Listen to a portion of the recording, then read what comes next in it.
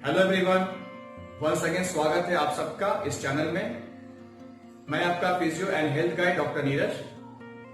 Friends, क्या आपको मालूम है जब किसी बेबी का न्यूबॉर्न बेबी का बर्थ होता है उसके बाद एक सर्टेन स्कोर उसको प्रोवाइड करते हैं।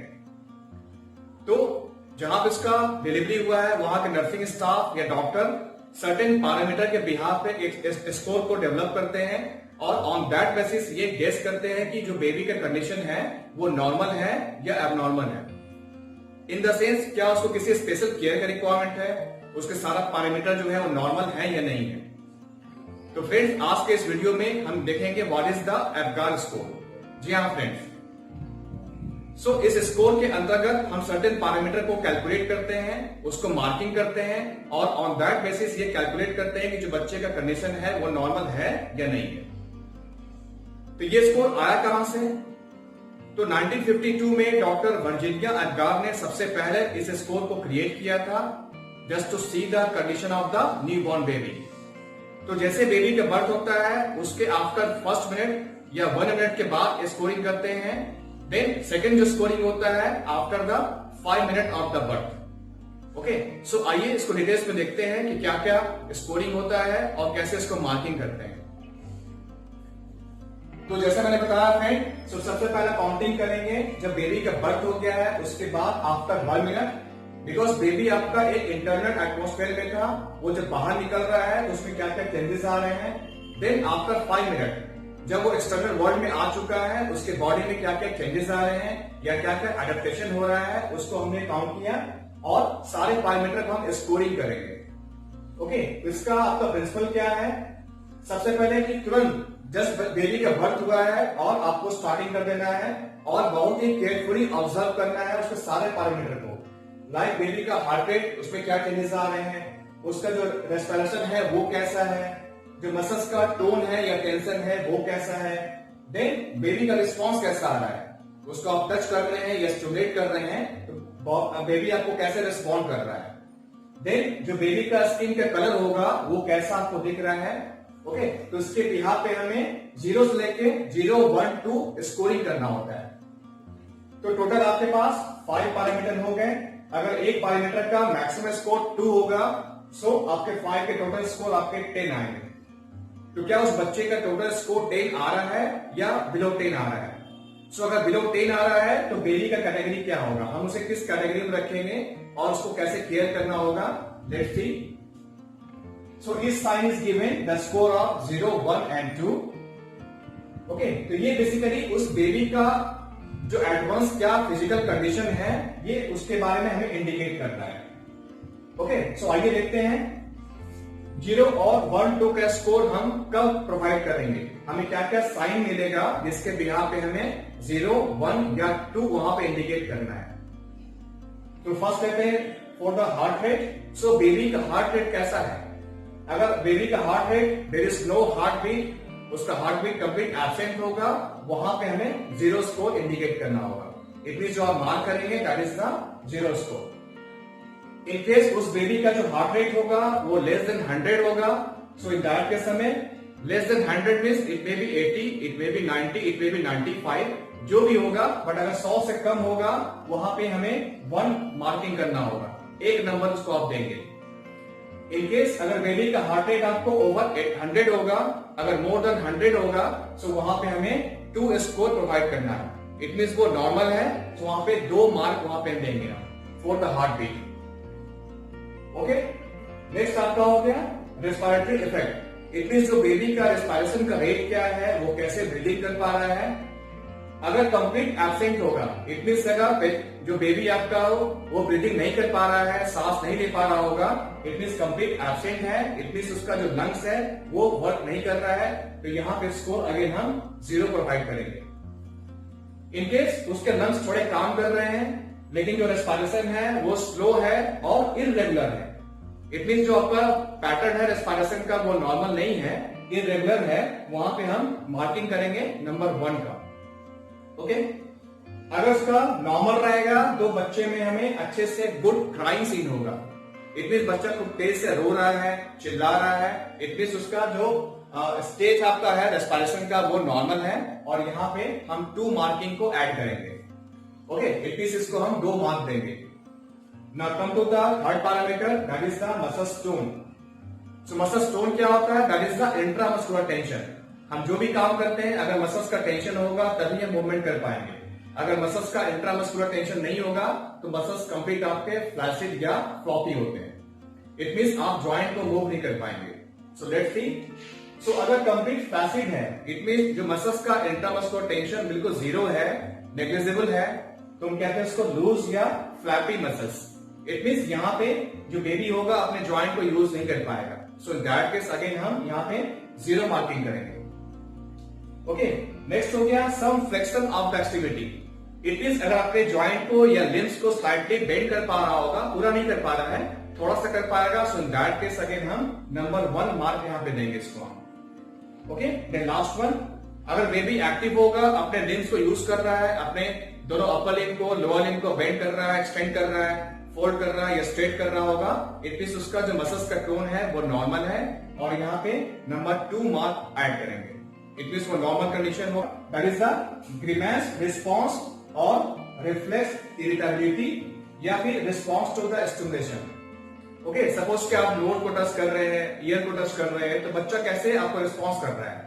आप उसके हैंड में या फुट में स्क्रैच कर रहे हैं तो कैसा रिस्पॉन्स कर रहा है? क्या उसको हटाने की कोशिश कर रहा है या न्यूट्रल है वो? सो अगर हमें रिस्पॉन्स नहीं मिलेगा वहां पे, इट मींस ये रिस्पॉन्स एब्सेंट होगा, तो अगेन हम इसको 0 मार्क देंगे। ओके, अगर स्लाइटली रिस्पॉन्स कर रहा है, थोड़ा रिस्पॉन्स करेगा, सो इन दैट केस हम उसको 1 मार्किंग करेंगे। थर्ड में अगर आप उसको स्क्रैच कर रहे हैं, आप उसको चींटी काट रहे हैं और बच्चा का चिल्ला रहा है, रो रहा है, इट मींस वो रिस्पॉन्स कर रहा है। ओके, रिस्पॉन्स गुड होगा, यहाँ पे 2 नंबर या 2 मार्क इसको हम ऐड करेंगे। Okay friends, now come to the number 5। यहां पे हम चेक करते हैं जो बेबी है उसका स्किन का कलर कैसा है, जो बॉडी का कलर है आफ्टर बर्थ वो कैसा है। तो आफ्टर 1 मिनट कैसा था, देन आफ्टर 5 मिनट कैसा हो गया है, हमें चेक करना है। अगर बॉडी का स्किन कलर कंप्लीट ब्लू दिख रहा है या पेल ब्लू है, डार्क ब्लू दिख रहा है, इट मींस उसका जो साइकोटिक सिस्टम है नॉर्मल नहीं है, और यहाँ पे साइन मिल रहा है साइनोसिस का। ओके, तो यहाँ पे अगेन हम 0 मार्किंग करेंगे। ये शो कर रहा है कि उसका जो ब्लड सप्लाई है वो प्योर नहीं है, इम्प्योर ब्लड बॉडी में ज्यादा आ रहा है, यहाँ पे केयर आपको इमरजेंसी लेना होगा। तो यहाँ पे मार्किंग करेंगे 0 का। Now come to the second stage, that is the अगर उसका बेबी का जो बॉडी है वो पिंक है, लेकिन जो एक्सट्रीमिटीज है, इट मींस जो अपर लिम्ब है, लोअर लिम्ब है, उसके जो हाथ और पैर है वो ब्लू दिख रहे होंगे, सो यहाँ पे हम 1 मार्क ऐड करेंगे। It means certain body part उसका पिंक है, मतलब नॉर्मल ब्लड सप्लाई है, लेकिन जो उसके हाथ और पैर है, अपर लिम्ब लोअर लिम्ब है, वो अगर ब्लूइश है, उस यहाँ पे हम 1 मार्क्स वहां पे ऐड करेंगे। नाउ कम टू द अगर बॉडी उसका कंप्लीट पिंक है, इट मींस जो बॉडी का ब्लड सप्लाई है, जो बेबी का ब्लड सप्लाई है, that is normal in condition, तो यहाँ पे 2 मार्क्स को हम ऐड करेंगे। Okay, so this is the table form. अब हमें ओवरऑल देखना है कि उस बेबी में क्या क्या एब्सेंट है, क्या क्या प्रेजेंट है, उसके बिहार पे हमें सम टोटल निकाल के देखना होगा। सो टोटल आपके पास 5 पैरामीटर हैं। अगर हम 2 से इक्वल को मल्टीप्लाई करेंगे 5 में, तो टोटल स्कोर आपको 10 आना चाहिए था। सो अगर 10 है, इट मींस सारे जो पैरामीटर हैं उस बेबी के नॉर्मल हैं। ओके, तो अब हमें देखना है कि सपोज 0 स्केल में क्या हो, सारे पैरामीटर आपके नेगेटिव है, तो यहाँ पे स्कोर आपका 0 आएगा। ओके, तो अगर स्कोर आपका सपोज किसी का 1 है, किसी का 2 है, अगर आपका स्कोर 0 से 3 के बीच में लाई कर रहा है, तो ये इंडिकेट कर रहा है कि जो बेबी की कंडीशन है वो सीवियर डिकम्प्रेशन का स्टेज है। इट मींस बेबी के लिए ये लाइफ थ्रेटनिंग स्टेज है और उसका सर्वाइवल बड़ा मुश्किल हो सकता है। तो यहाँ पे एडवांस इमरजेंसी केयर का रिक्वायरमेंट है। ओके, सो बेबी को शिफ्ट करना होगा लाइक वार्मर में, या उसको में लगाना होगा ऑक्सीजन, ओके, या उसको रखना होगा एनआईसीयू में, इस कंडीशन में आ सकता है। सो बेबी का सर्वाइवल का गारंटी नहीं होगा इस केस में। नेक्स्ट, अगर आपका स्कोर आ रहा है बिटवीन 4 to 6, तो इसको हम कहेंगे stage of the mild decompression. Okay, so may be किसी का स्कोर 1 है, किसी का 0 है, किसी पैरामीटर का स्कोर आपका 0 है, किसी का 1 है, किसी का 2 है, तो सम टोटल स्कोर कितना आपका निकल के आ रहा है उसको टोटल कैलकुलेट करना है। और अगर रेंज आपका 4 to 6 आ रहा है, तो स्टेज बन रहा है आपका माइल्ड डिकम्प्रेशन का। इट मींस यहां भी बेबी नॉर्मल नहीं है, बट स्टेज ऐसा नहीं है कि उसका डेथ हो जाएगा। सो कॉम्प्लिकेशन यहां भी है, बट बेबी का यहां पर डेथ नहीं होगा, यहां भी एक्स्ट्रा केयर का रिक्वायरमेंट होगा। Okay, now come to the score between the 7 to 10। ये आपका हो गया stage of no decompression. It means जो आपका बेबी है वो सर्टेनली परफेक्टली नॉर्मल है, यहां पे किसी भी स्पेशल केयर का रिक्वायरमेंट आपको बिल्कुल नहीं है। ओके, सो फ्रेंड्स, इस तरह से हम लोग आफ्टर 1 मिनट एंड 5 मिनट के स्कोर को चेक करते हैं और टोटल स्कोर क्या निकल के आ रहा है। ऑन दैट बेसिस हम इसका स्कोर के बिहाफ पे ये कैलकुलेट करते हैं कि बेबी का जो कंडीशन है वो अभी किस कंडीशन में है, क्या किसी एक्स्ट्रा केयर का रिक्वायरमेंट है, अगर है तो कितना रिक्वायरमेंट होगा। ओके, सो अगर इन्फेंट का अगर स्कोर काफी लो है at the age of 5 minute, तो यहाँ पे जो कॉम्प्लिकेशंस है वो काफी ज्यादा है। इट मींस वो हाई रिस्क जोन में चला जाता है और ऐसे पेशेंट का जो सर्वाइवल होगा at the phase of neonatal stage थोड़ा मुश्किल हो जाता है या डिफिकल्ट हो जाता है।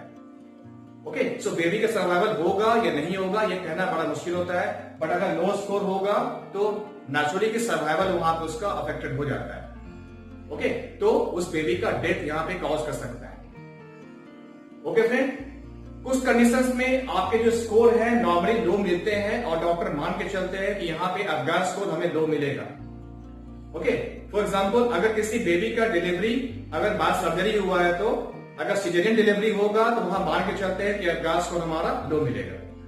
सेकंड हो सकता है अगर किसी बेबी का डिलीवरी आफ्टर कॉम्प्लिकेशन है, मल्टीपल कॉम्प्लिकेशन से हुआ है, तो वहां भी डॉक्टर मान के चलते हैं कि इस केस में हमारा अफगान स्कोर लो हो सकता है। ओके, तो इन दैट केसेस डॉक्टर क्या करते हैं कि एक अगेन इसका असेसमेंट करते हैं आफ्टर 10 मिनट। फर्स्ट मिनट किया, आफ्टर 5 मिनट किया, अगर स्कोर लो मिलता है देन फाइनली वो 10 मिनट के बाद भी स्कोर निकालते हैं, क्या कुछ चेंजेस देखने को मिल रहा है, क्या स्कोर आपका नॉर्मल से अचीव कर पा रहा है। देन फाइनली असेस करते हैं कि बच्चे का कंडीशन क्या है और हमें उसको कैसे ट्रीटमेंट को प्रोवाइड करना है। इट मींस उसके नॉर्मली डील करना है या वहां पे हमें कुछ स्पेशल केयर का रिक्वायरमेंट है। देन थर्ड फैक्टर हो गया प्री मैच्योर बेबी। अगर किसी बेबी का डिलीवरी आपको बिफोर 9 मंथ हो रहा है, सो वहां भी डॉक्टर ये मान के चलते हैं कि एवरेज स्कोर आपको लो मिल सकता है। ओके, तो इस सारी कंडीशंस में डॉक्टर क्या करते हैं, अगेन ट्राई करते हैं आफ्टर 10 मिनट उस बेबी को रीअसेस करने का। सो मे बी आफ्टर 1 मिनट या 5 मिनट में जो पैरामीटर था, आफ्टर 10 मिनट कुछ चेंजेस आ गया अगर है, so on that basis again हम ये चेकआउट करेंगे कि बेबी को हमें ट्रीटमेंट कैसा प्रोवाइड करना है। सो अगर आफ्टर 10 मिनट भी उसका चेंजेस नहीं आ रहे हैं या अफगान स्कोर लो रहेगा, देन हमें यहाँ पे स्पेशल अटेंशन या स्पेशल केयर का रिक्वायरमेंट है। Okay, so friends, I think ये क्लियर हो गया कि जब न्यूबॉर्न बेबी का बर्थ हो रहा है तो on the basis of Apgar score हम ये कैसे मान के चले कि बेबी को डील कैसे करना है। वो बेबी हेल्दी है, उसे हमें नॉर्मली बिहेव करना है। सो अगर उस बेबी का स्कोर विद इन 7 to 10 होगा, इट मींस वहां पे हम बेबी को हेल्दी मान रहे हैं, कोई भी स्पेशल केयर का रिक्वायरमेंट नहीं है। बट इन केस अगर उसका स्कोर 4 to 6 होगा, यहाँ पे अटेंशन का रिक्वायरमेंट है, बट बेबी का सर्वाइवल अफेक्टेड नहीं होगा। बट स्कोर उसका अगर 0 से 3 के बीच में लाई कर रहा है, यहाँ पे बेबी का सर्वाइवल अफेक्टेड हो सकता है या मोस्टली हो भी जाता है। अगर इसका हम स्पेशल केयर नहीं करेंगे, उसको एनआईसीयू में एडमिट नहीं करेंगे, तो यहाँ पे बेबी का सर्वाइवल आपका डिफिकल्ट हो सकता है। ओके, सो दोस्तों, काफी आपको ये हेल्प मिलेगा कि बेबी का हम कैलकुलेशन कैसे कर रहे हैं with the help of average score और हम उसको किस कैटेगरी में रखेंगे। सो आई थिंक फ्रेंड, इस वीडियो से आपको ये जानकारी मिल गया कि बेबी का असेसमेंट हम कैसे करते हैं और उसको किस बिहाफ पे, किस मोड ऑफ ट्रीटमेंट को हम प्रोवाइड करते हैं। ओके, तो जब भी किसी के फैमिली में, सोसाइटी में अगर किसी न्यूबॉर्न बेबी का बर्थ होने वाला है या हो गया है, तो आप ये कॉन्शियस रहें कि बेबी का अफगान स्कोर क्या है। सो ऑन दैट बेसिस आप इजिली कैलकुलेट कर लेंगे उस बेबी का कंडीशन कैसा है और उसको किस टाइप का अटेंशन का रिक्वायरमेंट है। Okay friends, so try to share this knowledge to other people also, so that जब उनके घर में बेबी आने वाला है या आ चुका है, so on that time वो असेस कर सके कि उनका बेबी का भी कंडीशन कैसा है। ओके फ्रेंड्स, सो अगेन मैं एक नए वीडियो में एक नए टॉपिक के साथ आपके साथ नए केस को डिस्कस करूंगा। So till then just take care and thank you very much once again for watching the video. Thank you.